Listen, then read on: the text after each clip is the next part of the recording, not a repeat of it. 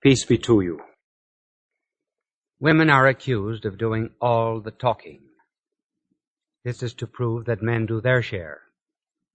I remember some years coming back from Europe, and a steward came out on the deck of the ship, and he said, "Are you Bishop Sheen who gave the mission sermon at St. Patrick's Cathedral 2 years ago?" "Yes." He said, "That was a wonderful sermon. I enjoyed every minute of that hour and a half."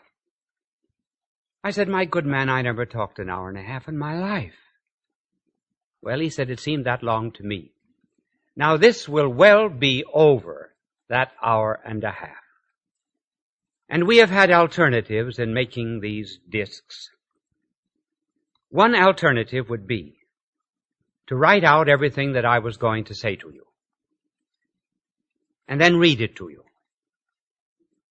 The other alternative would be to study, to meditate, and then to talk out of the fullness of my heart without notes. That is the way that I have chosen to do. Now, this second method has many imperfections about it. There will be faults, there will be mistakes. I will miss a word here and there, and I am absolutely sure that there will come a moment in your life and in listening to these records that you had wished that I had read it. You will be somewhat in the position that God must have been in when He made Adam. He looked at Adam and then said, "I could do better than that."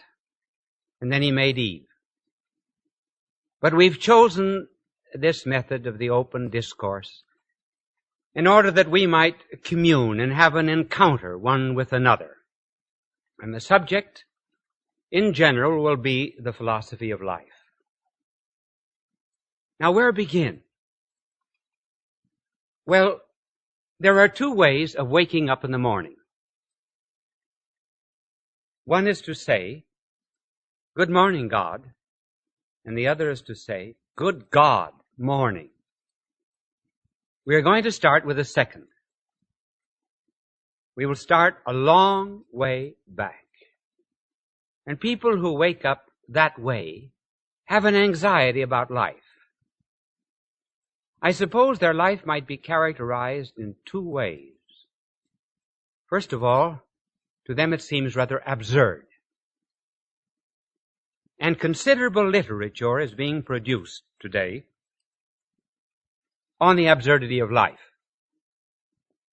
I suppose one of the best expressions of that absurdity was a novel about a city on the other side of the river. And in this particular novel, there were two factories. One factory was on one side of the river, and the other factory on the other side. And the factory on one side of the river took great big stones and smashed and grounded them to powder. Then, when the stones were reduced to powder, they shipped the powder to the other side of the river, where there was another factory that turned them into great big boulders. Then the boulders were sent back to the first factory, and so the routine continued. This was to be a literary expression of the way people today regard life. One finds this absurdity often too expressed in the writings of an existentialist who pictured three people in hell. Each one wanted to talk about himself, his own aches, his own pains, and the others were not interested. They were concerned only with their own aches and pains. And finally, when the curtain goes down, the last line of the play is,